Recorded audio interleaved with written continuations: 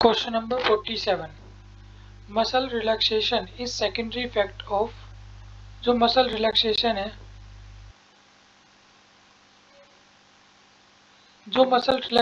है ये secondary effect है किसका?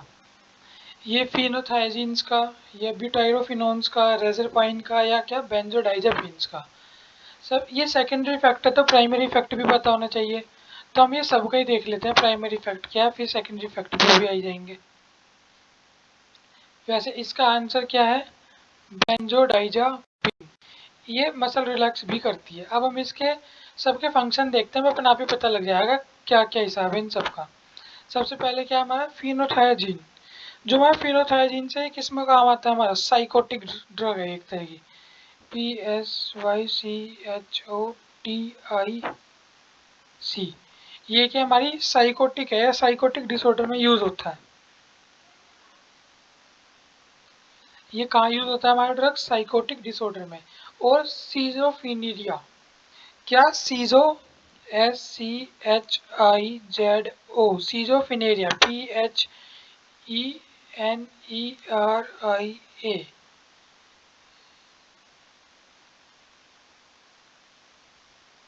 ये कहाँ यूज हुआ हमारा? सीजोफिनेरिया में। मेरे ख्याल से विजिबल होगा, इतना भी छोटा नहीं हुआ है। इसकी स्पेस कम कर लेते हैं। हाँ विजिबल होगा, कोई दिक्कत नहीं है। ये क्या है? साइकोटिक डिसऑर्डर सीजोफिनेरिया में क्या होता है हमारा? यूज होता है। इसी तरह जो ब्यूटाइरिफिनोन है ये क्या है, और या यूज कहाँ होता है? ड्रग है ब्यूटाइरिफिनोन, ये यूज कहाँ होता है हमारा? ये भी क्या है? साइकोटिक डिसऑर्डर में। तो PSYCHOTIC, साइकोटिक से समझ आएगा ना कहाँ होता है ये? लिख लो डिसऑर्डर में, साइकोटिक डिसऑर्डर में यूज होता है। रेजरपाइन, इससे पिछली क्लास थी जो शायद उसकी थी फार्माकेमिस्ट्री की, फार्माकेमिस्ट्री 2 की, उसके अंदर रेजरपाइन हम बहुत देर तक पढ़ के आए थे। ये कहाँ यूज होता है हमारा? ये बीपी के अंदर यूज होता है। ये जो हमारा बेंजोडाइजेपिन है ये कहाँ यूज होता है हमारा? ये डाइजापिन करती, सबके दिमाग में आ गया होगा ये कैसा है? ये सेडेटिव ड्रग है। ये कैसा ड्रग है हमारा? सेडेटिव ड्रग है। अब किसी किसी के दिमाग में ये भी आ रहा होगा भाई, दो वर्ड होते हैं सेडेटिव और हिप्नोटिक, इनका क्या मतलब होता है? तो सबसे पहले जो सेडेटिव लिखा है इसका मतलब देखते हैं। सेडेटिव ड्रग कौन से होते हैं? जो हमारी बॉडी के स्लो डाउन कर देते हैं, slow down body and brain function. आज मैंने ये थोड़ा मतलब ये टाइपिंग थी इसके अंदर थोड़ा चेंज किया है, तो देखना अगर विजिबल है तो अच्छी बात है, अगर विजिबल नहीं होगा तो फिर वो जो नेक्स्ट पेज तैयार है ऐसे ही। इतने मुझे यहाँ ठीक लग रहा है, इतने मैं यहाँ लिख रहा हूँ। अगर मुझे लगेगा नहीं यहाँ बात नहीं बन रही तो मैं उस पेज पे चला जाऊँगा, ठीक है। सेडेटिव क्या है? ये सेडेटिव होते हैं जो बॉडी के, जो हमारी बॉडी और ब्रेन है ना, इनके फंक्शन को स्लो डाउन कर देते हैं। जब मैं बोलता हूँ बाबा काम कर देते हैं, काम कर देते हैं, काम करने का मतलब क्या है? CLM काम। काम का मतलब क्या होता है? स्लो डाउन या रिलैक्स कर देना, बॉडी फंक्शन को रिलैक्स कर देना। तो सेडेटिव ये होता है। प्राइमरी काम तो इसका सेडेटिव का हो गया, और सेकेंडरी काम क्या हो गया इसका? मसल रिलैक्सेंट का। एक वर्ड होता है हिप्नोटिक, इसका भी सुन लो। हिप्नोटिक यहाँ कहीं है नहीं, मैं अलग से बता रहा हूँ। जो पदार्थ सेडेटिव होते हैं ना अधिकतर हिप्नोटिक भी होते हैं। ये इंड्यूस स्लीपिंग, इन्हें खा के नींद सी आने लगती है। तो सेडेटिव हिप्नोटिक क्या होते हैं? जो नींद लाए। और सेडेटिव जो हमारी बॉडी को बिल्कुल ऐसा कर दे, रिलैक्स कर दे बिल्कुल, वो क्या होते हैं हमारे? ये। मुझे उम्मीद है सबके ये ऑप्शन से आपको क्लियर हो गया होगा। पेपर में हो सकता है अगली बार रेजरपिन पूछ ले या बुटाइरोफिनोन पूछ ले, तो हमें पता होना चाहिए। एक जो है हमारा tricyclic anti depressant act by, जो ट्राईसाइक्लिक एंटी डिप्रेसेंट है ये कैसे एक्ट करता है? ये blocking of the reuptake of norepinephrine या inhibiting the enzyme MAO। MAO की फुल फॉर्म आती है कई बार अभी बताएंगे। रिसेप्टर मैकेनिज्म, रिसेप्टर मैकेनिज्म तो सबको पता है, रिसेप्टर से बाइंड और अपना एक्शन दिखाना स्टार्ट करेगा। जो ट्राईसाइक्लिक एंटी डिप्रेसेंट है कैसे एक्ट करता है? ये क्या करता है? ब्लॉक करता है, ब्लॉकिंग द रीअपटेक नोरएपिनेफ्रिन, जो नोरएपिनेफ्रिन है इसके अपटेक को क्या कर देगा, ब्लॉक कर देगा। आप सबको पता है एपिनेफ्रिन और नॉन एपिनेफ्रिन क्या है, ये हमारी बॉडी की एक एंजाइम का नाम होता है जो एड्रिनल ग्लैंड के ऊपर होता है। इनका काम ही क्या होता है, ये अगर रिलीज होते हैं, ये फाइट और फ्लाइट हार्मोन होते हैं, ये इस तरह के काम में होते हैं। डिप्रेसेंट के उसमें भी क्या होता है, यूज होते हैं। और मेनली क्या होता है, स्टेरॉयडल ड्रग के अंदर भी क्या होता है, इनका यूज होता है। ये तो हो गया हमारा नोरेपिनेफ्रिन और एपिनेफ्रिन। एक जो MAO है, इसकी कई बार फुल फॉर्म पूछी गई है या इम्पोर्टेंट है। MAO की फुल फॉर्म क्या होती है, हमारी नाम से भी थोड़ा थोड़ा अंदाजा लग गया होगा, मोनो एमाइन ऑक्सीडाइज। क्या, मोनो एमाइन ऑक्सीडेज। लिख देता हूँ मैं, मोनो एमाइन ऑक्सीडेज। ये तो क्या हो गई, इसकी फुल फॉर्म हो गई। अब ये जो इनहिबिट करना है एंजाइम MAO से, इससे कुछ होता भी है क्या, इससे हमारा जो BPA बढ़ जाता है। तो लिख देता हूँ मैं, BP हाई। अगर ये हम इसका एक्शन रोक दें एंजाइम का, तो हमारे BPS की मतलब इसका हाई होना स्टार्ट हो जाएगा। नेक्स्ट क्वेश्चन पे चले।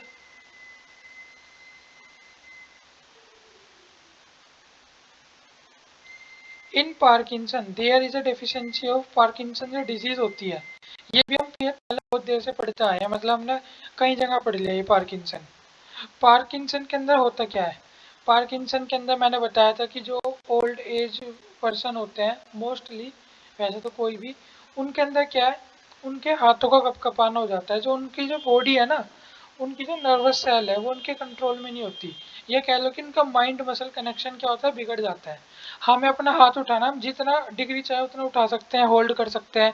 हमें गिलास उठाना है, सीधा गिलास के पास जाएंगे, गिलास उठा के पी लेंगे।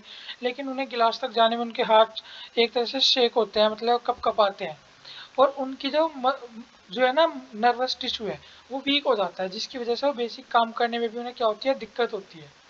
इसके अलावा जो पार्किंसन है, इसके अंदर ना एक हमारा हार्मोन होता है, हमारी बॉडी के अंदर सिक्रीशन होता है डोपामाइन का। इसके अंदर क्या आ जाती है, कमी आ जाती है डोपामाइन के अंदर। ये तो रिलेट हुआ हमारा पार्किंसन से।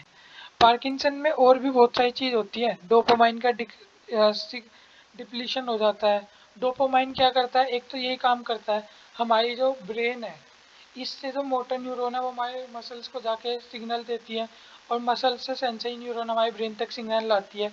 ये जो सर्किट है ना, ये वीक हो जाता है या डिस्टर्ब हो जाता है, वही पार्किंसन डिजीज होती है। इसके अलावा जो सेरोटोनिन लिखा है, ये क्या होता है, ये सेरोटोनिन हमारा क्या होता है, मूड स्टेबलाइजर बोलते हैं इसे। क्या बोलते हैं,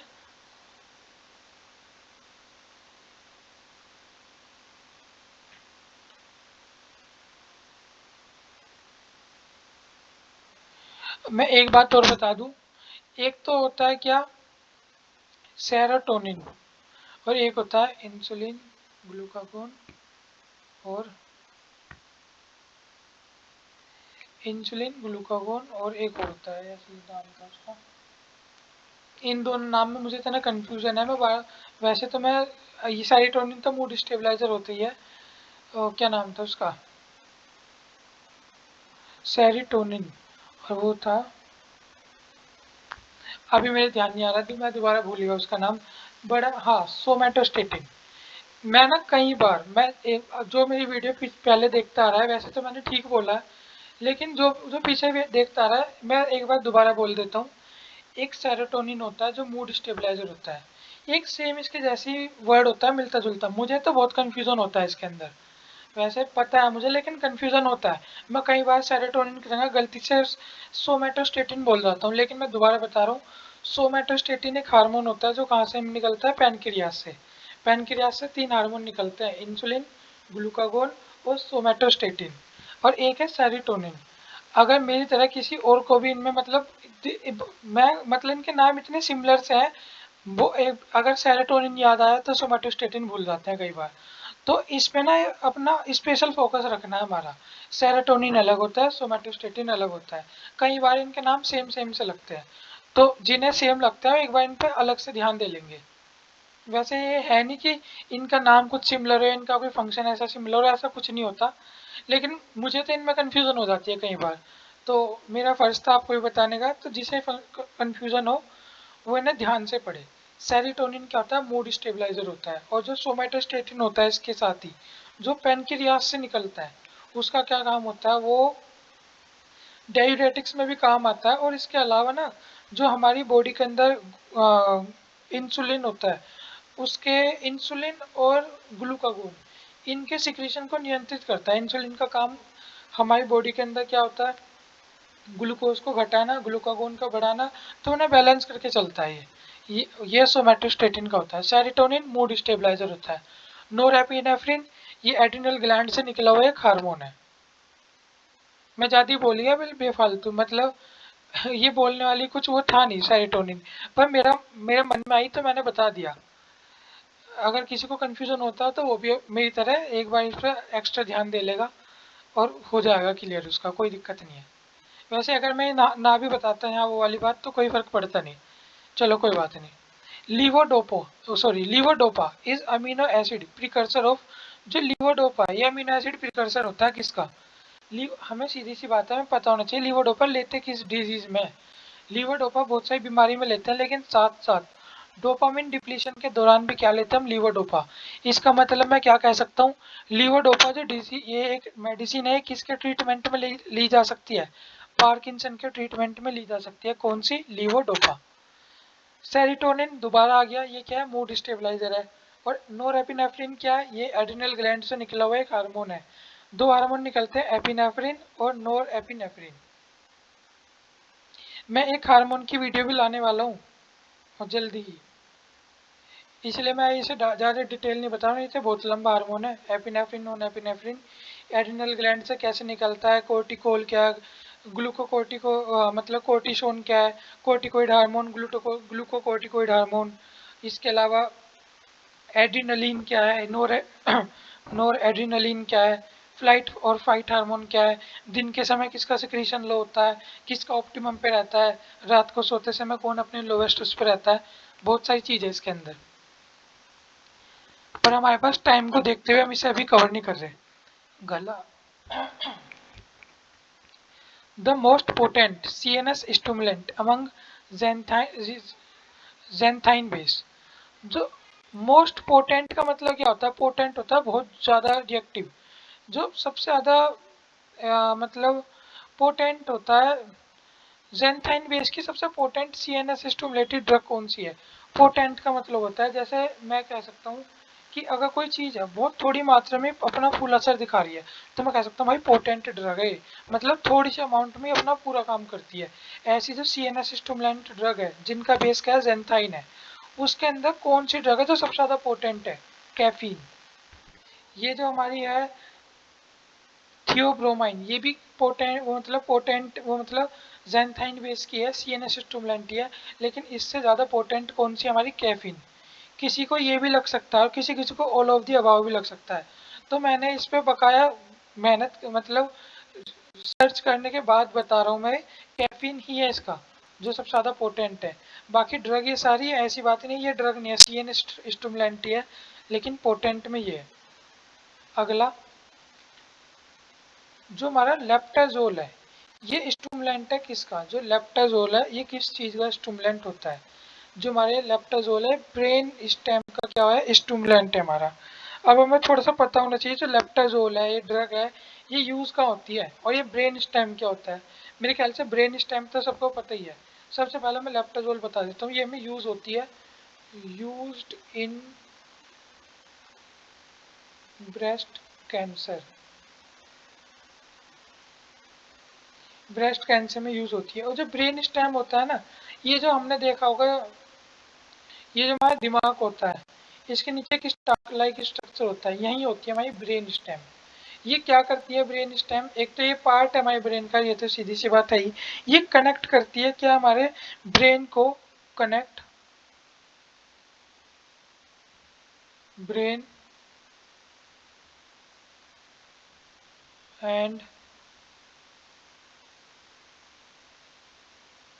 स्पाइनल कॉर्ड, या मैं कह सकता हूँ ब्रेन और स्पाइनल कॉर्ड के बीच में क्या होता है प्रेजेंट? ये ब्रेन स्टेम होती है, स्टेम सेल बोलते हैं। यहाँ से सिग्नल आने जाने का काम होता है, सीधी सी बात है। स्पाइनल कॉर्ड सबको पता है, सेरेब्रल कॉर्टेक्स ये भी सबको पता होगा, हमारे इसके एक भाग है। सेरेब्रल क्या होता है, ब्रेन के भाग होते हैं। एक है जो शुगर पार्ट होता है ना, किसके अंदर, कार्डियक ग्लाइकोसाइड के अंदर। ये किस चीज के लिए, मतलब रेस्पॉन्सिबल किसके लिए होता है, जो शुगर पार्ट होता है। इस शुगर पार्ट की वजह से ही जो हमारे ग्लाइकोसाइड्स है, ये वाटर और लिपिड के अंदर क्या होता है, इनकी सोल्यूबिलिटी होती है। हमें पता है ना, वाटर सोल्यूबल को क्या बोलते हैं, हाइड्रोफिलिक। लिपिड सोल्यूबल को क्या बोलते हैं, लाइपोफिलिक। पता होनी चाहिए ये बात। टॉक्सिसिटी किसी भी अमाउंट का ज़्यादा उसमें होना टॉक्सिसिटी होता है। कार्डियक एक्टिविटी, हार्ट की एक्टिविटी। अगला है जो टॉक्सिसिटी है किसकी, डिजिटाइलिस की। ये इंक्रीज होती है किसकी वजह से, toxicity of digitalis is increase due to entry of calcium ion. Calcium ion की वजह से टॉक्सिसिटी होती है। ये पोटेशियम आयन की कमी से होती है, ये सोडियम आयन की कमी से होती है, या ऑल ऑफ दी अबाउ। जो हमारी डिजिटाइलिस है इसकी टॉक्सिसिटी हमारी होती है पोटेशियम आयन की कमी से। इसकी टॉक्सिसिटी में ऐसा होता क्या है, जो हमारी इसकी टॉक्सिसिटी है, खाली को यहाँ पे ठीक है, जो हमारी इसकी टॉक्सिसिटी होती है उसके अंदर क्या होता है, हमारा जो हमारा ब्लड फ्लो है वो बढ़ जाता है। Increase blood flow. इसके अलावा एक तो हमारा ब्लड फ्लो इंक्रीज हो जाएगा, इसके अलावा हमारी जो वीन्स है ये डायलेट हो जाएंगी, वीन्स डायलेट हो जाएंगी। और भी कुछ हो जाएगा, हाँ जो हमारा हार्ट रेट है ना, जो हार्ट रेट है, हार्ट रिदम है, वो क्या हो जाएगी, स्लो। स्लो या डिक्रीज ठीक रहेगा, डिक्रीज। हार्ट रेट क्या हो जाएंगे हमारी, डिक्रीज हो जाएंगे। ये क्या टॉक्सिसिटी के वो है ये। अगर टॉक्सिसिटी हो जाए डिजिटाइलिस की तो क्या होता है, पोटेशियम आयन है, हमें पता है ये हमारे पोटेशियम आयन किसके लिए वो होता है, और पोटेशियम के साथ साथ मैग्नीशियम आयन भी हो तो भी यही सेम काम होगा। पोटेशियम और मैग्नीशियम आयन दोनों से क्या डिजिटाइलिस की टॉक्सिसिटी होती है। और हमें पता है इनका जो फंक्शन होता है, इनका क्या होता है, सेल के दौरान होना, ओस्मोसिस वगैरह की बेसिक वो करना भी होता है इनका काम। जो इसी तरह का सोडियम आयन है, ये कम हो जाए तो क्या होगा, ये वाले भी सोडियम आयन और पोटेशियम आयन, मैग्नीशियम आयन, वैसे तो इनके फंक्शन सेम सेम से होते हैं, लेकिन सोडियम आयन के एक अलग फंक्शन क्या होता है, क्रैम्प्स में होता है। अगर हमारी बॉडी के अंदर सोडियम आयन कम हो जाए तो हमें क्या पड़ने लगते हैं, क्रैम्प्स पड़ने लगते हैं। इलेक्ट्रोलाइट्स भी लेते हैं हम इसके लिए, और हमें मतलब नोजिया वगैरह, ये किससे होते हैं, सीधा हमारे रेस्पिरेटरी ट्रैक्ट में भी इनका काम होता है। प्लूरल मेम्ब्रेन के अंदर बाहर आने जाने का भी इनका काम होता है। वो इफेक्ट होगा तो सीधी सी बात है हमारी नोजिया, वोमिटिंग ऐसे लक्षण भी आ सकते हैं। और जो कैल्शियम है इसका भी कुछ काम होता है। कैल्शियम का हमारी बॉडी के अंदर मेनली क्या काम होता है, एक तो कैल्शियम हमारी बोन्स वगैरह ये तो सबको पता है, उसकी बात नहीं कर रहे। इसका काम क्या होता है, इसकी वजह से जो हमारी आर्टरीज है और हार्ट है इनके अंदर कॉन्ट्रैक्शन होता है। तो ये क्या कह सकते हैं,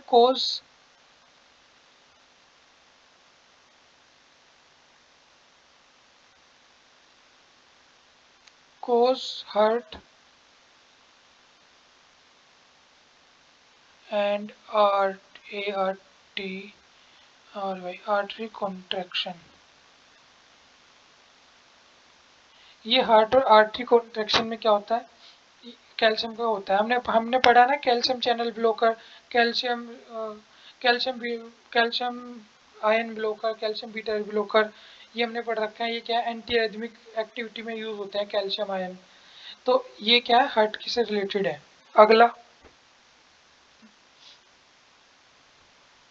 digoxin is useful in the treatment of, जो डिजोक्सिन है ये किस चीज के ट्रीटमेंट में यूजफुल होता है, डिजोक्सिन हमारा किस चीज के यूज उसमें ट्रीटमेंट में यूजफुल होता है, ये होता है हमारा congestive heart failure. Congestive heart failure मैंने बता रखा है, मायोकार्डियल हार्ट फेलियर क्या होता है, कंजस्टिव हार्ट फेलियर क्या होता है। एचएपी के अंदर इससे जस्ट पहली ही वीडियो थी तो उसमें आप देख सकते हैं। हाइपरटेंशन भी बता रखा है, एडिमा भी बता रखा है। एडिमा एक बार दोबारा बता देता हूँ क्योंकि ये तो कई बार रिपीट हो चुका है, एडिमा एक बार ही हुआ है रिपीट। जो हमारी जो स्किन है इसके नीचे वाटर रुक जाता है ना, ये वाटर इकट्ठा होने लगता है, उसी केस को बोलते हैं हम oedema. Water retention beneath the skin या बिलो द स्किन।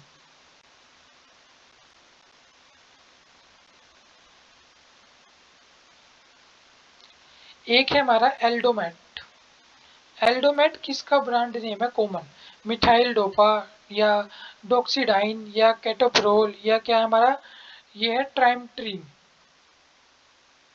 ये हमारा किसका कॉमन ब्रांड नेम है? तो ये हमारा किसका होता है? मिथाइल डोपा का। और मिथाइल डोपा का नाम आती है, अब याद मतलब पता लग गया होगा मिथाइल डोपा हमारा कहाँ यूज होता है।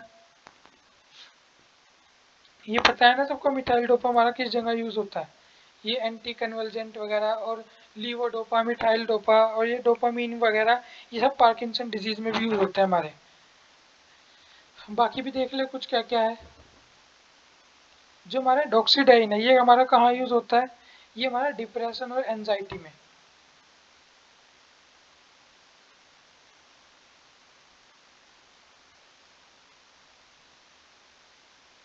इसी तरह जो हमारा कैटोप्रोल है ये कहाँ होता है हमारा? ये हार्ट और बीपी में होता है। बीपी लिख दे, बीपी से हार्ट रिलेटेड होता है, सबको पता होगा। जो हमारे ये है ट्राइमट्रीन है ये कहाँ यूज होता है हमारा? ये होता है हमारा डायूरेटिक्स ड्रग में। Di U R E T I C S. Diuretics में क्या होता है हमारा? ये यूज होता है। ये जो आज मैं इस तरह टाइप कर रहा हूँ अगर ये अच्छे से विजिबल है तो ठीक है, नहीं तो आप कमेंट कर देना, मैं अगली वीडियो में फीन है तो बड़ा या अगले पेज पे बताऊंगा। जो हमारा ये है ग्वानाडीन है ये lower down the blood pressure. जो ग्वानाडीन है ये ब्लड प्रेशर को लो कर देता है। कैसे? ये डिस्प्लेस कर देता है norepinephrine from storage granules. Granule से इसे रिमूव कर देता है। नहीं, ये इनिबिट कर देता है नोर एपिनेफ्रिन का। ये ऐसे ऐसे भी नहीं होता। ब्लॉक कर देता है नोर एपिनेफ्रिन अपटेक, वापिस अपटेक को ब्लॉक कर देता है। नहीं, ये क्या कर देता है? डिस्प्लेस कर देता है नोर एपिनेफ्रिन को। कहाँ से? गैंग्लियन साइट से। और गैंग्लियन हमारा किससे रिलेटेड होता है? बीपी से, बीपी के हाई से। अगर ये हट जाएगा तो बीपी क्या हो जाएगा हमारा? लो हो जाएगा। मैंने बता रखा है गैंग्लियन का इससे पहले फार्माकेम 2 के अंदर। गैंग्लियन क्या करता है हमारे बीपी में यूज होता है, और अगर ये डिस्प्लेस हो जाएगा तो बीपी अपना आप ही क्या हो जाएगा हमारा? लो हो जाएगा। ये बीपी हाई का कारण होता है। एक होता है हमारा minoxidil is effective in hypertension. एक मिनटॉप करके भी आता है मिनोक्सीडिल, वो हमारी बालों वगैरह में यूज होती है। ये है मिनोक्सीडिल। ये हाइपरटेंशन में, ये इफेक्टिवली हाइपरटेंशन में यूज करते हैं। तो ये क्या करती है ऐसा हाइपरटेंशन में यूज करते हैं हम इसका?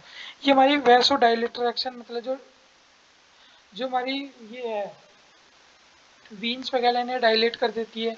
ये इनहिबिट कर देती है क्या? एंजियोटेंसिन कवरिंग एंजाइम से कन्वर्टिंग एंजाइम, या ब्लॉक कर देती है कैल्शियम चैनल को या गैंग्लियन को ब्लॉक कर देती है। जो गैंग्लियन है उससे तो हमने पता था अगर गैंग्लियन को ब्लॉक कर देंगे तो क्या हो रहा था हमारा? ब्लड प्रेशर लो हो रहा था।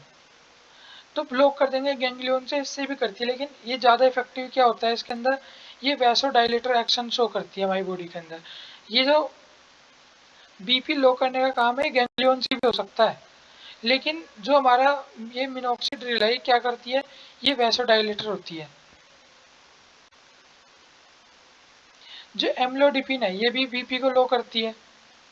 बीपी लो करने के तरीके इसका ये तो हमें पता लग गया। अब जो एम्लोडिपिन है ये किस तरह लो करती है हमारे बीपी को? ये क्या कर देती है? ये इनहिबिट कर देती है कैल्शियम का इनफ्लक्स। कैल्शियम की मूवमेंट को क्या कर देगी? डिस्टर्ब। और कैल्शियम की मूवमेंट डिस्टर्ब होएगी तो कैल्शियम का काम ही क्या होता है? ब्लड की रिदम को कॉन्ट्रैक्शन कराना। और जब कॉन्ट्रैक्शन स्लो डाउन हो जाएगा तो ब्लड प्रेशर भी क्या हो जाएगा? स्लो डाउन हो जाएगा। तो एम्लोडिपिन इस तरह करती है। एक है हमारा कैटोप्रिल। कैटोप्रिल हमने पहले भी पढ़ा है। कैटोप्रिल, जो कैटोप्रिल है ये भी ब्लड प्रेशर को लो करती है। अब कैटोप्रिल किस तरह हमारे ब्लड प्रेशर को लो करती है? ये कैल्शियम से तो हमने एम्लोडिपिन कर लिया था। ये इनहिबिशन ऑफ एंजाइम, क्या पेप्टिड ये पेप्टिडाइल डाईपेप्टाइडेज, इस एंजाइम को क्या कर देती है? इनहिबिट कर देती है। अब ये चीज़ है, इनका हम मैकेनिज्म ऑफ एक्शन या इनका हम फुल प्रोसेस थ्योरी नहीं पढ़ सकते, तो हमें याद करने ही पड़ेंगे। ये अलग अलग है। इन कैल्शियम इन्फ्लक्स कौन करता है, एटिनोलोल करता है या एम्लोडिपिन करता है। ये जो हमारा पेप्टिडाइल डाइपेप्टाइडेज है, ये क्या कैटोक्रिल करती है। ये इसके इतने, ये जो है ना, ये एक तरह से सीधे सीधे वैसे क्वेश्चन है जो रटने होते हैं, और बिल्कुल डायरेक्ट रटने वाले क्वेश्चन हमारे पेपर में इतने ज़्यादा नहीं पूछे जा सकते। हमें हर तरह के क्वेश्चन कवर करने थे, मैंने पहले ही बताया था।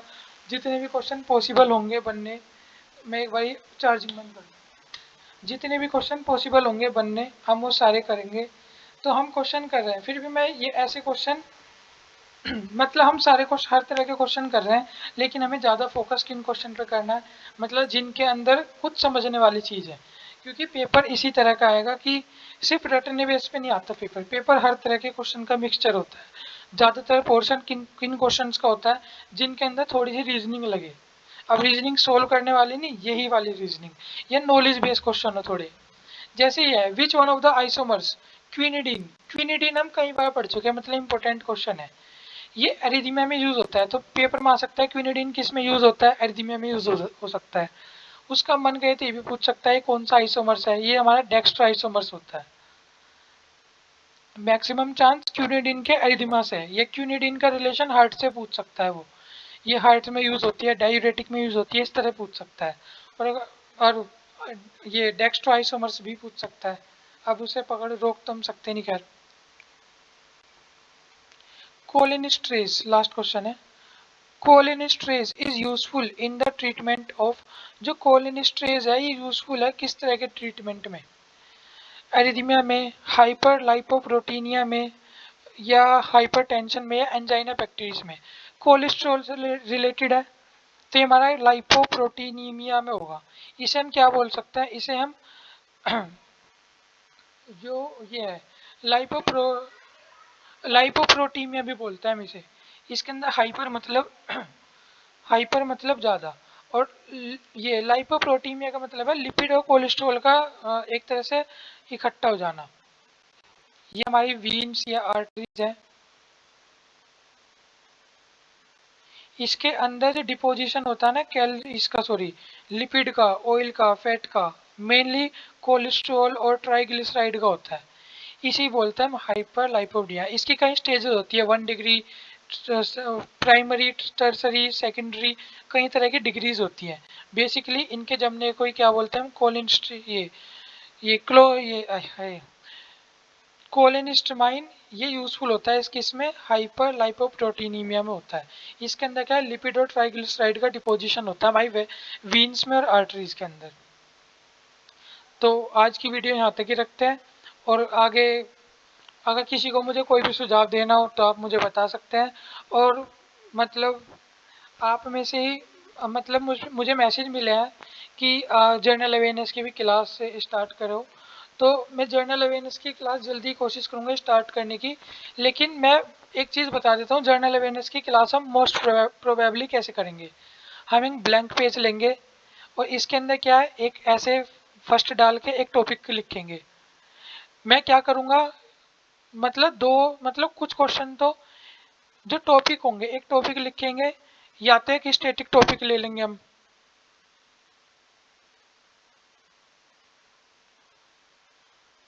या तो हम एक स्टैटिक टॉपिक लिखेंगे, स्टैटिक टॉपिक लिखा या इस तरह टाइप कर लिया, और उसके बाद उसके बारे में हमें जो जो पता है वो लिख देंगे। और जो करंट में चल रहा है, हमारी करंट अफेयर चल रही है, उसकी भी कोशिश करेंगे डेली 10 या हाँ डेली 10 के करीब क्वेश्चन ले, और एक स्टैटिक का वो करें, या किसी दिन स्टैटिक कर लिया, किसी दिन करंट के टॉपिक कर लिए, ऐसे मैशअप करके करेंगे। मैं अभी बता दूं, अगर हम करंट अफेयर करें तो गारंटी नहीं दे सकते हम कि हमारी करंट अफेयर पेपर में सारी फंस जाएगी, या 10 में से 2 क्वेश्चन फंसेंगे, 4 फंसेंगे, हो सकता है बहुत सारे फंस जाए और मतलब आ जाए, और हो सकता है एक भी क्वेश्चन ना आए। तो करंट अफेयर हम करेंगे, अपनी तरफ से बेस्ट तरीके की करेंगे, लेकिन इसमें ये कहना कि हम 1 महीने के अंदर ही हम ऐसी करंट कर ले कि हमारे पेपर में 10 के 10 क्वेश्चन आ जाए, तो ऐसा पॉसिबल नहीं है। तो हमें सिर्फ नॉलेज बेस पे करंट लेनी है, और हम कहीं से भी करंट करें, 1 महीने में हम ऐसी करंट नहीं कर सकते कि सारी हमारे पेपर में आ जाएगी। हम कहीं से भी करेंगे, अगर कोई मैगजीन से, न्यूज़पेपर से, या कोई कहीं और से भी कर रहा है, तो वहाँ से भी वो करंट रेगुलर ले। मैं नहीं कह रहा कि मेरे यहाँ से लेनी है, अब बिल्कुल भी नहीं कह रहा है यहाँ से लेनी है, जो जहाँ से करंट अफेयर ले रहा है वहां से तो लेते ही चले। अगर उसका मन करता है 1% भी, कि अभी तो मैंने खैर एक भी वीडियो नहीं डाली करंट की या जनरल अवेयरनेस की, अगर यहाँ से उसका मन करे तो जनरल अवेयरनेस ले सकता है, और नहीं मन कर रहा तो ना ले, इसमें कोई वो नहीं है। अभी तो स्टार्ट भी नहीं करी, और अभी मतलब इतना टाइम निकल जाता है इन वीडियो में कि उसका नंबर नहीं आ पाता। मैं अब मैंने कह रखा है कि मैं करूँगा, या बहुत बच्चों के मेरे पे मैसेज आए हैं कि यार स्टार्ट कर दीजिए, मैंने उन्हें यही कहा है कि मैं 100% नहीं कह रहा स्टार्ट होगी जनरल अवेयरनेस, लेकिन मैं अपनी तरफ से कोशिश करूँगा। और अगर अगर कोशिश मैं करूँगा, अगर हुई तो मैं करंट अफेयर की क्लास ले आऊँगा, और अगर नहीं हो पाई तो नहीं भी ला सकता, क्योंकि अब टाइम के ऊपर भी बात होती है ना, हर तरह से टाइम मैनेज करना पड़ता है। तो बस आज की वीडियो में इतना ही, मैं कुछ ज़्यादा ही बोल गया लास्ट में, और थैंक यू सो मच।